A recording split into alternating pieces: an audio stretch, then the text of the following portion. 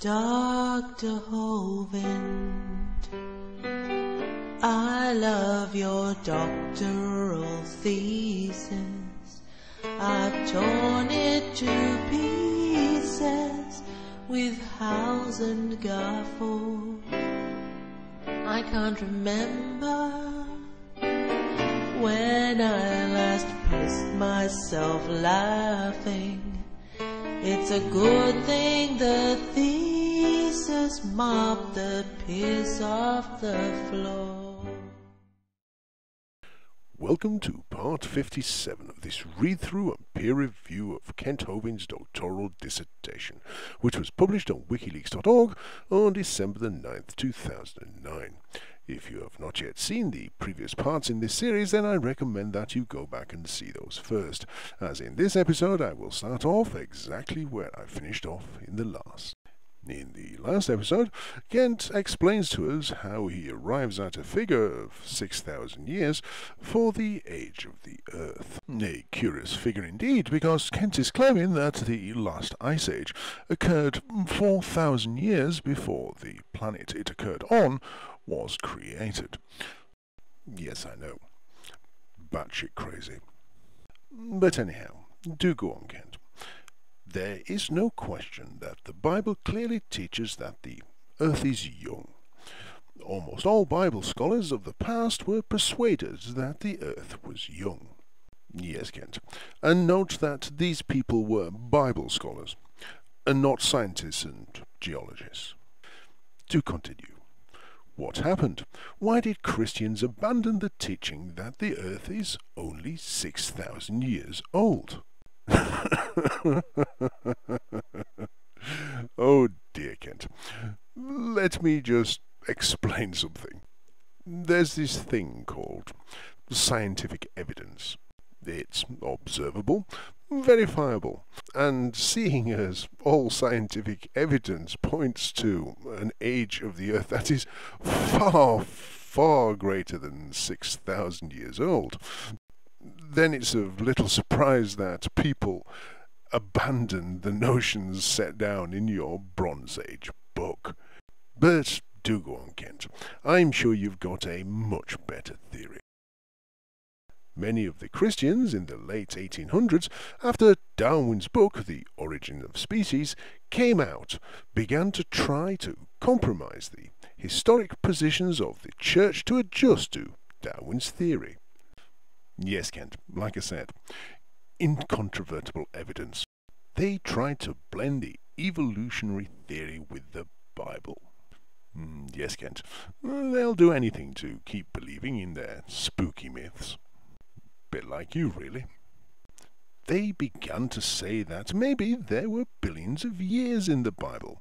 Several compromised positions were created. One of these is known as the gap theory. Is that the theory that postulates that in order to believe any of that hokey-pokey bullshit, you have to have a considerable gap between your ears? They try to insert a gap between Genesis chapter 1 verse 1 and Genesis chapter 1 verse 2.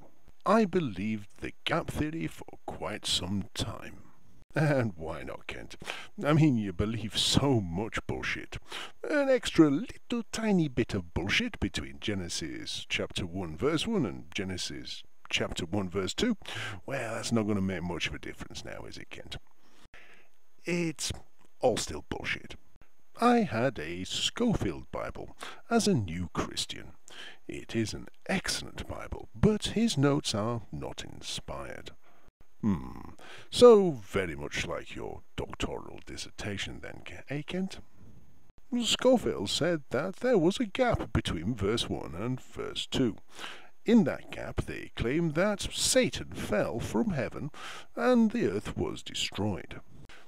Yes, Kent, because there's, just way so much evidence for any of that, isn't there? In that supposed gap, we are told to put the great ages that the evolutionists proclaim as incontestable fact. We are told that there was a pre-Adamic civilization that included all the dinosaurs. We are told that this civilization was destroyed when Satan fell from heaven. Yes, Kent. Because when somebody else makes shit up, it's not acceptable. But when you do it, it's fine.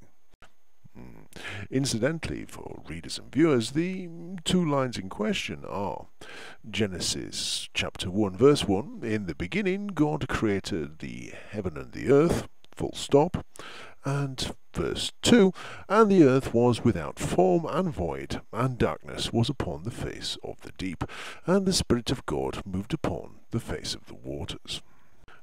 And what Kent is saying is that 99.999998% of everything that happened since the beginning of the earth until 6,000 years ago was squeezed between those two sentences.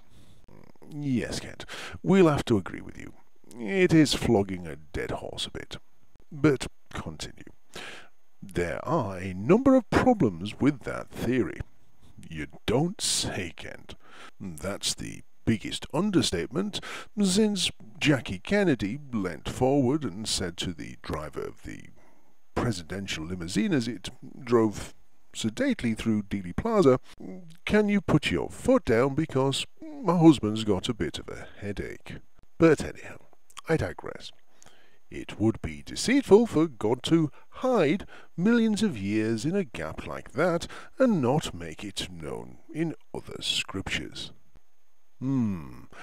Just like it would be deceitful of him to bury all those fossils and fake all that other evidence that leads scientists to believe that the universe is over 13 billion years old. It's strange how it's deceitful when other people make shit up, isn't it, Kent? Secondly, it would be against other scriptures in the Bible which indicate that a gap of millions or billions of years couldn't be there. Well, you don't exactly read the Bible for its consistency now, do you, Kent? I mean, a book that lists "thou shalt not kill" as one of 10 really, really important commandments, but condones murder and genocide, and the killing of children, doesn't contradict itself in any way, just like how God comes and wipes several cities off the face of the earth, but saves one good, righteous man, who promptly wanders off to a cave in the mountain, gets pissed and has incestual sex with both his daughters. But I digress. The Bible says a few verses later in Genesis 1, chapter 5, the evening and morning were the first day. Many modern translations of the Bible change the word "the" to "a" to try to overcome this conflict. Yes, Kent, and no matter how you spin it, it's still a load of twaddle, isn't it? If there was a lot of time before verse 5, then verse 5 is telling a lie. Either that, Kent, or it was thought up one night, around the campfire, by a bunch of Neolithic goat herders who knew bugger all about anything apart from goats. But continue. Also, it says in Exodus chapter 20, verse 12, that God created the earth in 6 days. Yes, Kent, and it seems that the only people that appear to believe any of this are literalist, religious fundamentalists. Everybody else seems to have grasped the concept, seem to understand the evidence, apart from you and people like you. Even the Pope in Rome, the head of the Vatican, says that Genesis shouldn't be taken literally.